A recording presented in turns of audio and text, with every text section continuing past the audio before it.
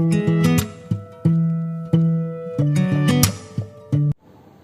Students अब बात करते हैं क्लास 11 के फर्स्ट चैप्टर के बारे में, जो कि है सेट्स। वैसे तो ये क्लास 11 का चैप्टर है, पर ये 12th वालों के लिए भी उतना ही इंपॉर्टेंट है जितना 11th वालों के लिए। तो आप लोग इस चैप्टर को बहुत अच्छे से समझिएगा। चूंकि चैप्टर का नाम है सेट्स, तो सबसे पहले हम देखते हैं कि सेट की डेफिनेशन क्या होती है। जो सेट की डेफिनेशन होती है वो होती है कि set is a well defined collection of objects. कि जो सेट होता है वो ऑब्जेक्ट्स का एक वेल डिफाइंड कलेक्शन होता है। अब इसका मतलब क्या होता है मैं आपको समझाने की कोशिश करता हूं। कि मान के चलिए कि अगर मैंने आपकी क्लास में पूछा कि आप मुझे टॉप 5 फ्रूट्स के नाम बताइए। क्या पूछा? मैंने आपसे पूछा कि आप मुझे टॉप 5 फ्रूट्स के नाम बताइए, तो आप क्या बोलेंगे? मैंने आपसे पूछा कि आप टॉप 5 फ्रूट्स के नाम बताइए, तो आप ही की क्लास में से एक बच्चा खड़ा हुआ, उसने बोला सर टॉप 5 फ्रूट्स मैं बताता हूं। सर सबसे पहले लिखिए एप्पल, फिर लिखिए मैंगो, फिर लिखिए पाइनएप्पल, बोले फिर लिखिए पपाया, फिर लिखिए ऑरेंज। बोले सर ये है टॉप 5 फ्रूट्स। तो आपकी क्लास में कोई दूसरा बच्चा खड़ा हुआ, सर ये थोड़े टॉप 5 फ्रूट्स हैं, मैं बताता हूं सर टॉप 5 फ्रूट्स कौन से हैं। तो दूसरा जो बच्चा खड़ा हुआ उसने बोला सर लिखिए जो सबसे अच्छा फ्रूट है वो है बनाना। बोले फिर लिख लीजिए सर चीकू, सर फिर लिख लीजिए आप जामुन, जामुन को इंडियन ब्लैकबेरी बोलते हैं। बोले फिर लिख लीजिए सर स्वीट लाइम, और सर आप ही रह गए तो सर कीवी लिख लीजिए, है ना सर। ये है टॉप 5 फ्रूट्स। तो जब मैंने टॉप 5 फ्रूट्स पूछे तो एक बच्चे ने कुछ और बताया और दूसरे बच्चे ने कुछ और बताया। हो सकता है कि मैं किसी और से पूछता तो उसकी पसंद कुछ और होती, तो वो अपने हिसाब से बताता। तो जैसा कि हमारी सेट की डेफिनेशन है, उसने बोला है कि well defined collection of objects होना चाहिए। और इस वेल डिफाइंड का मतलब क्या होता है कि जो कलेक्शन होगा वो आपका पर्सन टू पर्सन वेरी नहीं करेगा। वेरी मतलब होता है अलग अलग नहीं होगा। अगर कलेक्शन अलग अलग होगा तो वो सेट नहीं कहलाएगा। तो वो क्या नहीं कहलाएगा? तो वो सेट नहीं कहलाएगा। अगर कलेक्शन सेम होगा, अगर सबके लिए क्या होगा? सेम होगा, एक जैसा होगा, तो ही वो सेट कहलाएगा। तो जब मैंने टॉप 5 फ्रूट्स के नाम पूछे तो किसी ने कुछ और बताया, किसी ने कुछ और बताया, तीसरे से पूछते कोई कुछ और बताता, तो इसका मतलब ये सेट नहीं है। इसका मतलब क्या नहीं है? ये सेट नहीं है। अब तो सर सेट क्या हो सकता है? अगर मैं आपसे पूछूं कि आप नेचुरल नंबर्स बताएं, आप नेचुरल नंबर्स बताएं, नेचुरल नंबर्स लेस देन 10। मैं आपसे पूछूं कि 10 से छोटे आप मुझे नेचुरल नंबर्स बता दीजिए। अब नेचुरल नंबर क्या होते हैं? जो 1 से शुरू होते हैं इंफिनिटी तक जाते हैं उनको नेचुरल नंबर बोलते हैं। तो आपके में से एक बच्चा खड़ा हुआ, उसने बोला सर नेचुरल नंबर, तो 1 लिख लीजिए, 2 लिख लीजिए, 3 लिख लीजिए, 4 5 6 7 8 9 10 आएगा नहीं, क्योंकि 10 से छोटा पूछा है मैंने। इसी तरीके से मैंने दूसरे बच्चे को उठाया तो दूसरा बच्चा बोला सर 1 लिख लीजिए, 2 लिख लीजिए, 3 लिख लीजिए, 4 लिख लीजिए, 5 6 7 8 9। तो आपने देखा कि पहले वाले बच्चे ने भी वही बताया, दूसरे वाले बच्चे ने भी वही बताया।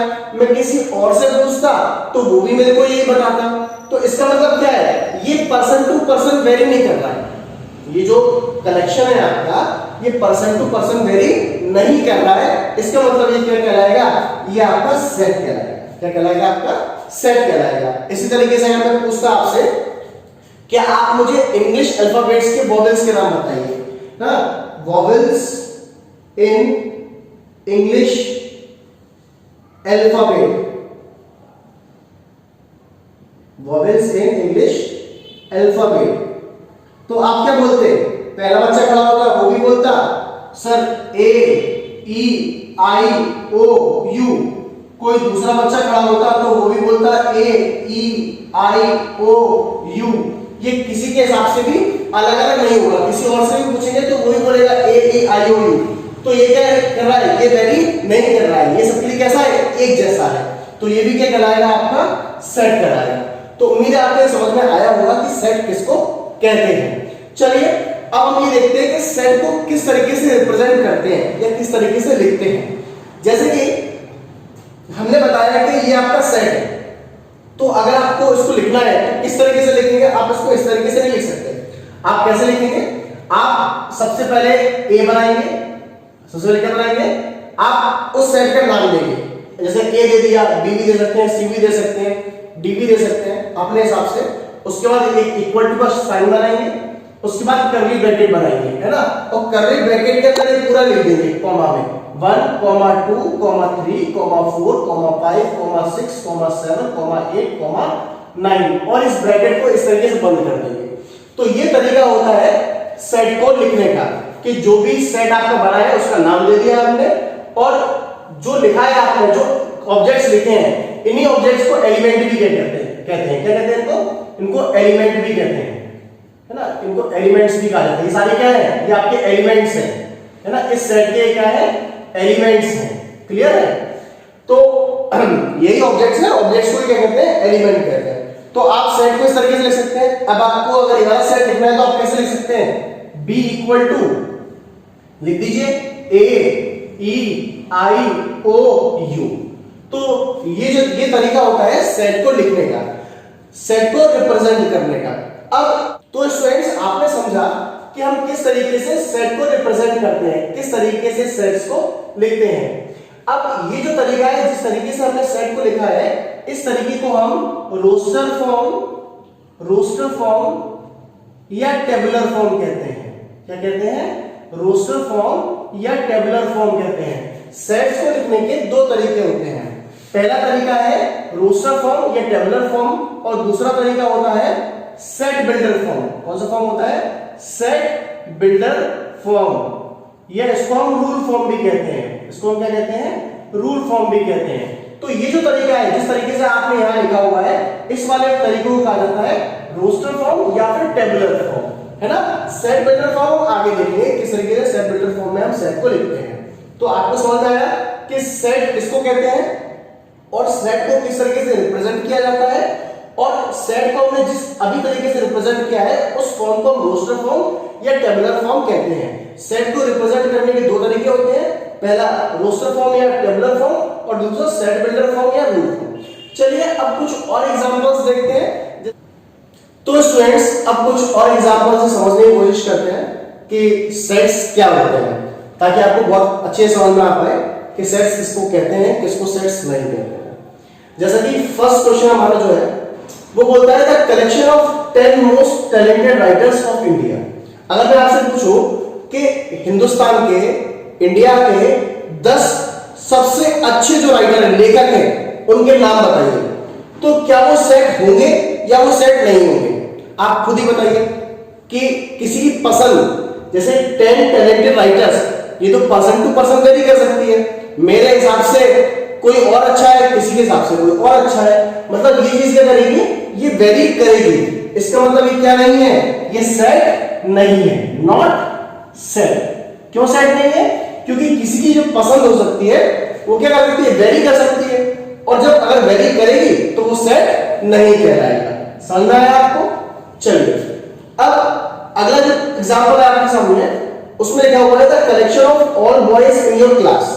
अगर मैं आपसे पूछूं कि आपकी क्लास में जितने भी लड़के हैं, सभी लड़कों का अगर कलेक्शन किया जाए तो वो सेट होगा या सेट नहीं होगा? आप खुद ही बताइए कि आपकी क्लास में जितने भी लड़के होंगे वो उतने ही लड़के होंगे जितने क्लास में होते हैं, उससे एक्स्ट्रा तो हो नहीं सकते। और किसी से भी पूछोगे तो वो भी यही बताएगा कि इतने ही लड़के हैं। चाहे किसी से पूछो तो क्या आपकी क्लास में लड़कों की जो संख्या है या जो स्ट्रेंथ है, क्या वो वेरी कर सकती है? नहीं कर सकती, क्योंकि वो फिक्स है। इसलिए वो क्या है, आपका सेट है। दिस इज, ये आपका सेट है। क्लियर है, समझ में आपको? इसी तरीके से अगर मैं आपसे पूछूं कि वो सारे नेचुरल नंबर्स बताइए जो 200 से छोटे होंगे, तो आप फटाफट बता देंगे नेचुरल नंबर होते हैं जो 1 से शुरू होते हैं और इंफिनिटी तक जाते हैं। तो आप क्या करेंगे, सर 1 लिख लीजिए, 2 लिख लीजिए, 3 लिख लीजिए, 4 5 6 7 8, और कहां तक जाएगा ये पूरा आपका, ये कहां तक जाएगा, लेस देन 200 है, मतलब कहां तक जाएगा आपका ये 192 9 तक जाएगा। क्लियर है? तो सभी बच्चों के लिए सेम ही होगा, सभी यही बनाएंगे कि 1 2 3 4 5 6 7 8 और कहां तक 99 तक। तो इसका मतलब ये भी क्या है, आपका सेट है। क्लियर है? अब अगर मैं आपसे पूछूं the collection of all odd integers, सारे ऑड इंटीजर्स का कलेक्शन, तो आपको भी पता है अगर ऑड इंटीजर्स की कलेक्शन के बारे में बात की जाएगी तो ऑड इंटीजर्स का कलेक्शन मतलब क्या, कि जो 2 से डिवाइड नहीं होते हैं उसको हम क्या कहते हैं, ऑड कहते हैं। जैसे 1 3 5 7 9 11 उसके बाद 13, उसके बाद 15 और ये कहां तक जाएगा आपका, इंफिनिटी चला जाएगा। तो ये भी क्या कहलाएगा आपका, एक सेट कहलाएगा, क्योंकि सभी के लिए क्या है, ये सेम है। अब मैं अगर आपसे पूछूं कि आप एक बेस्ट टीम बताइए क्रिकेट प्लेयर्स की जिसमें 11 प्लेयर हो, मतलब 11 बेस्ट प्लेयर्स की एक टीम बताइए, क्रिकेट टीम बताइए। तो अगर मैं आपसे पूछूं तो आपके हिसाब से अगर मैं पूरी दुनिया में चुनकर बोलूं कि आप पूरे वर्ल्ड में से 11 लोगों को चुन के बेस्ट टीम बताइए कि आपके हिसाब से कौन बेस्ट प्लेयर्स होंगे 11 जो बेस्ट क्रिकेट टीम फॉर्म करेंगे। तो आप खुद को पता है, अगर मैं आपसे पूछूंगा तो आपके हिसाब से कोई दूसरा प्लेयर अच्छा है, किसी और से पूछूंगा तो किसी के हिसाब से कोई दूसरा प्लेयर अच्छा है। इसका मतलब ये क्या कर रहा है, वेरी कर रहा है, ये पर्सन टू पर्सन क्या कर रहा है, वेरी कर रहा है। इसका मतलब ये क्या नहीं है, इसका मतलब ये सेट नहीं है, नॉट सेट। और ये क्या होगा आपका, ये सेट होगा और ये भी क्या होगा आपका, सेट होगा। तो उम्मीद है आप लोगों को सेट का कॉन्सेप्ट समझ में आया होगा कि किसको सेट कहते हैं और किसको सेट नहीं कहते हैं, और सेट को किस तरीके से रिप्रेजेंट किया जाता है।